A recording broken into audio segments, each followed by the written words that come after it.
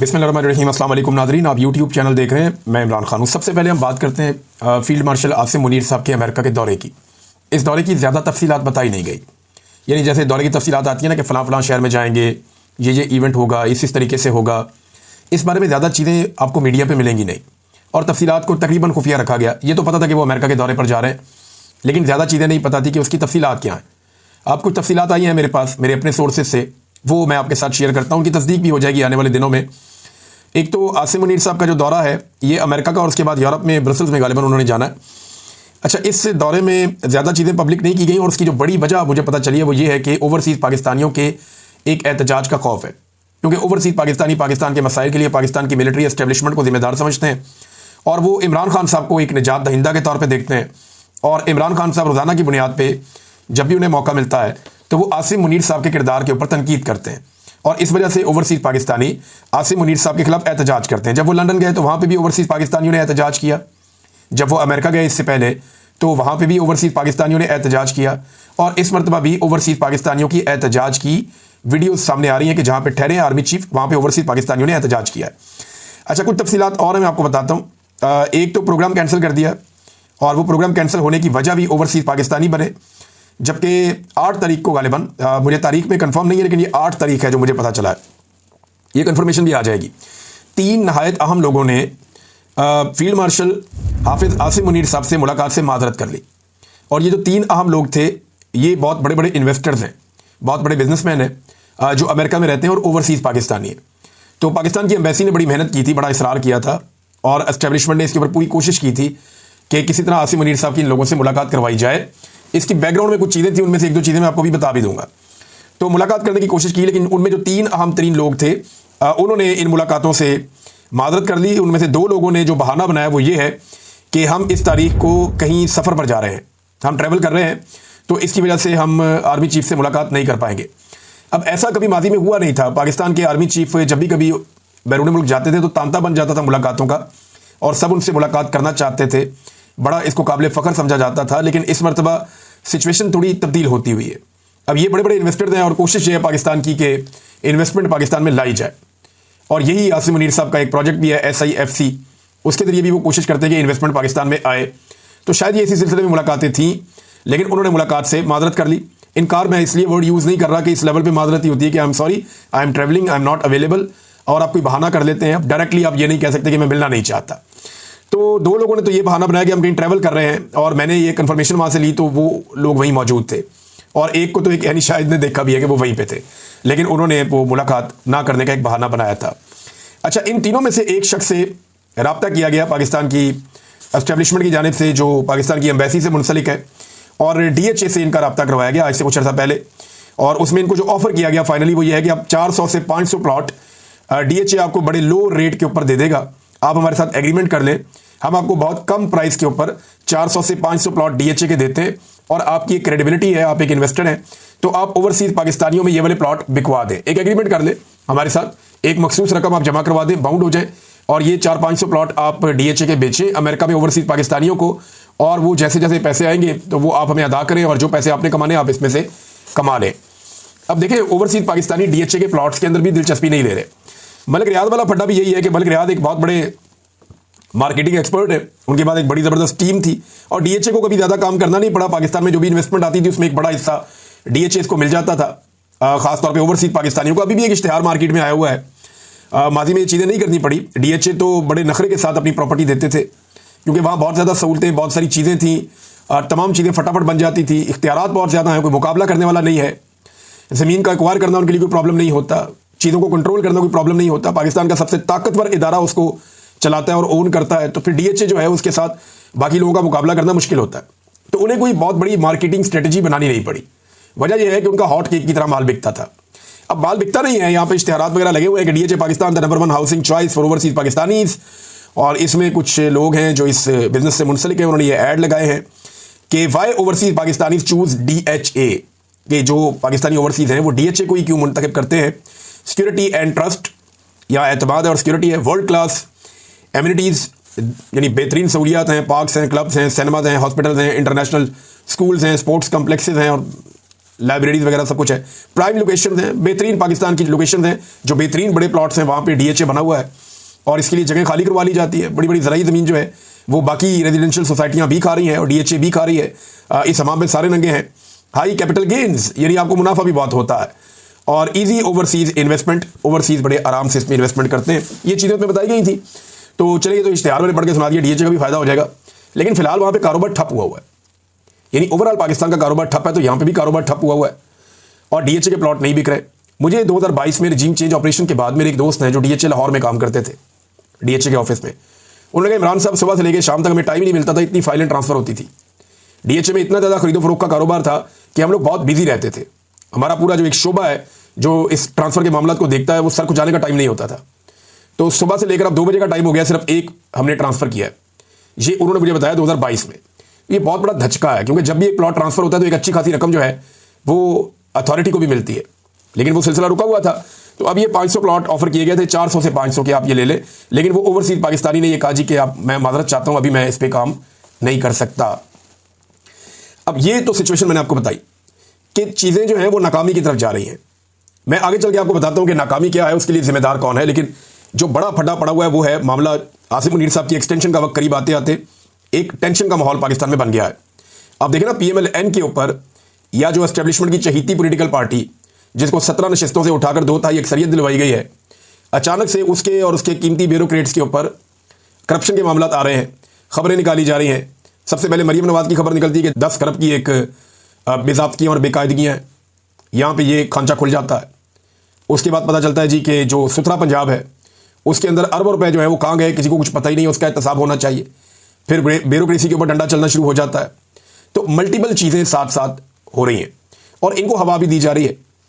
दूसरी जानिब जो है वो वहाँ से भी कुछ सख्तियाँ हो रही हैं। तो मामला है क्या? देखिए, जब भी कभी एक आर्मी चीफ की एक्सटेंशन का टाइम आता है ना, तो मुल्क में एक टेंशन क्रिएट हो जाती है, ये ऑब्वियस है।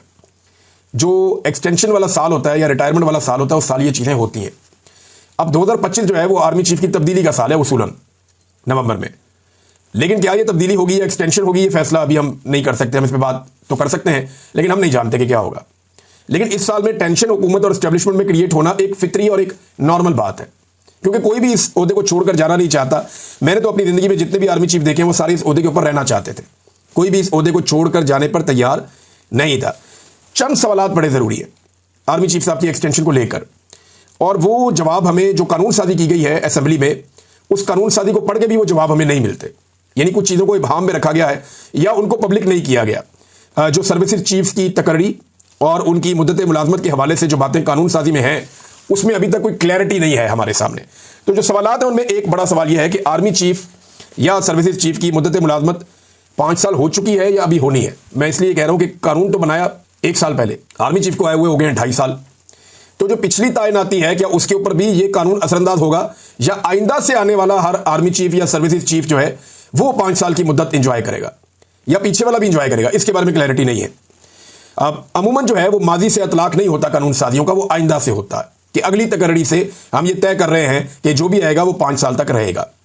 दूसरा सवाल ये है कि क्या आर्मी चीफ को 3 साल जो है वो 3 साल को 5 साल किया जाएगा, या 3 साल मुकम्मल होने पर नए 5 साल मिलेंगे? ये बहुत अहम है।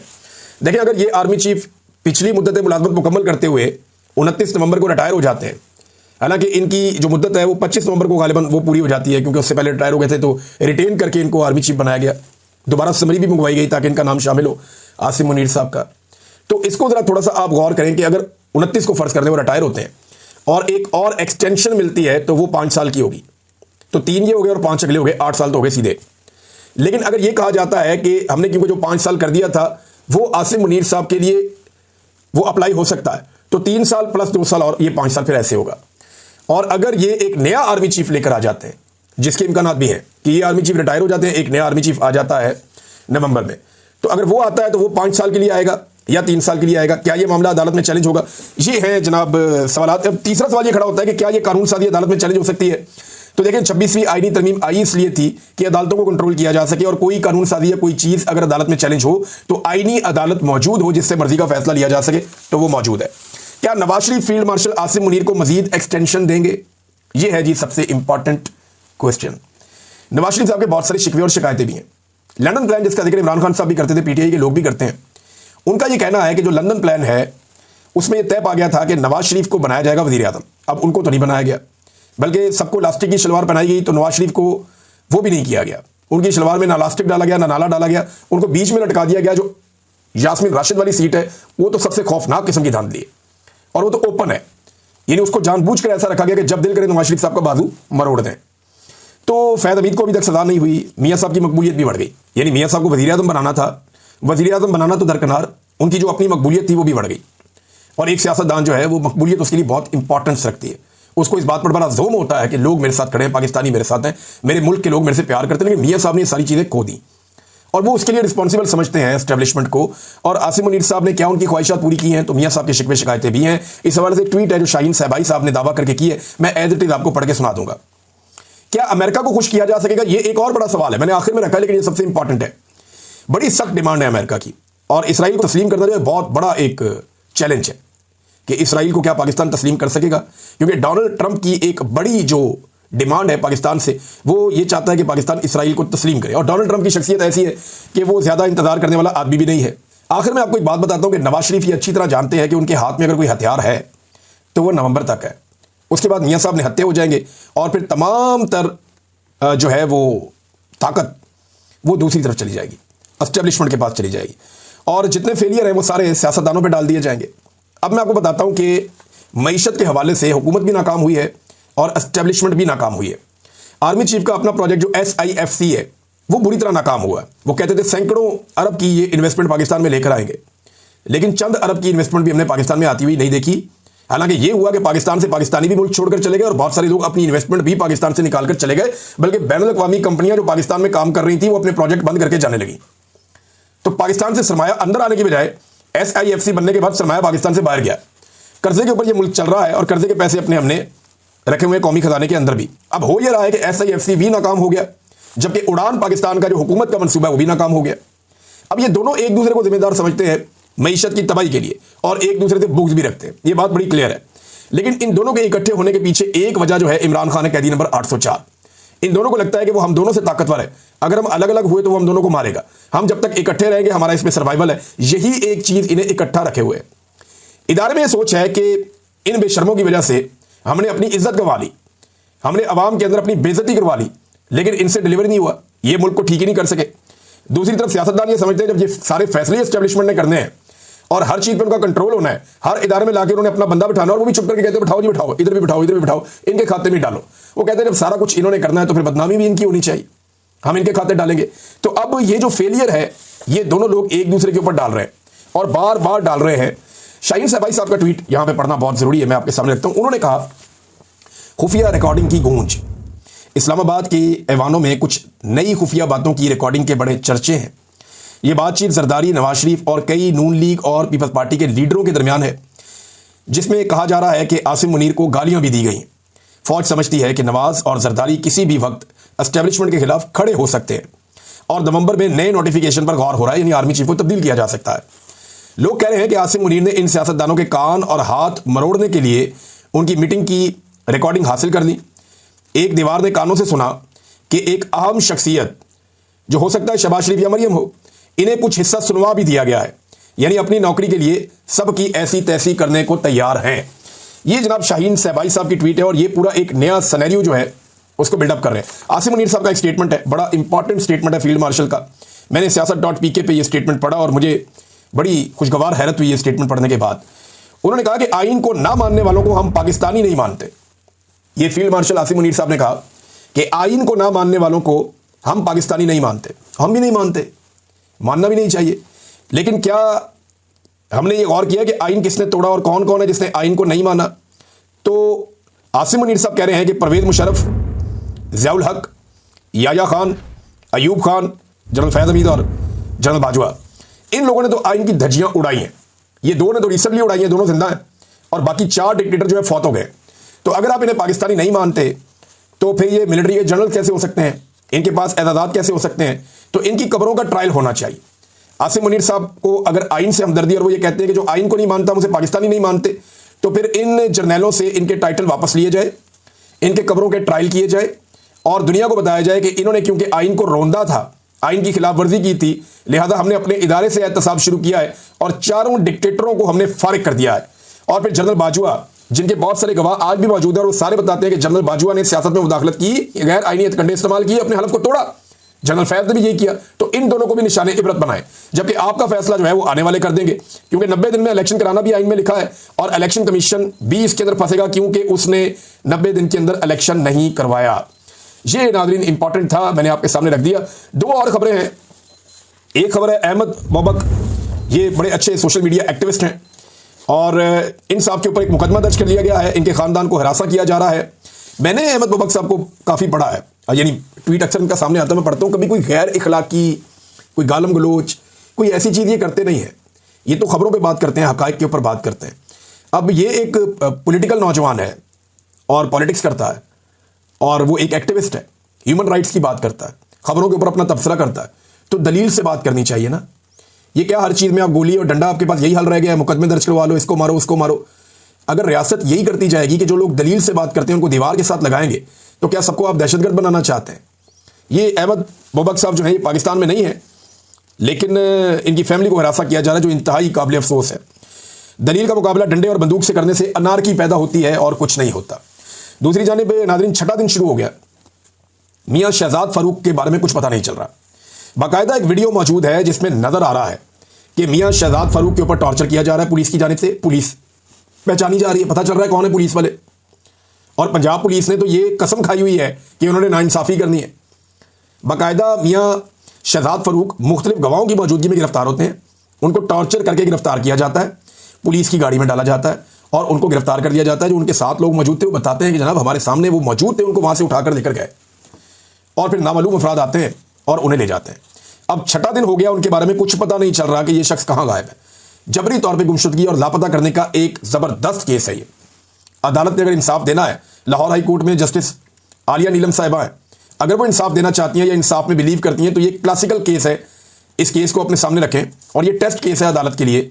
बुलाएं पुलिस वाले को, SHO को भी, IG को भी, और उन्हें बुलाकर पूछें कि ये बंदा आप गिरफ्तार करके लेकर गए थे, आपके पास से ये बंदा कहाँ गया।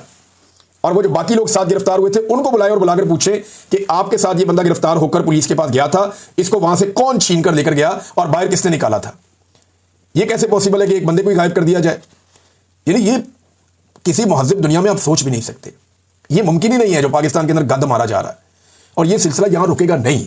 ये जितने भी सियासतदान हैं, हुक्मरान हैं, याद रखें कल को इनके बच्चे भी लापता हो जाएंगे और ये फिर रोएंगे उस वक्त, क्योंकि ये आग लगती जा रही है, फैलती जा रही है। इसको रोको सारे मिलकर। ये जबरी तौर पे लापता करने का सिलसिला बंद होना चाहिए। मियाँ अब्बास फारूक साहब ने बहुत शोर मचाया अपने भाई के लिए, वो कोशिश कर रहे हैं, लेकिन वक्त हमेशा एक जैसा नहीं रहता। ये जो लोग ये कर रहे हैं इन्हें कल जवाब देना पड़ेगा। अब तक के लिए इतना ही। अपना ख्याल रखिएगा, अपने चैनल का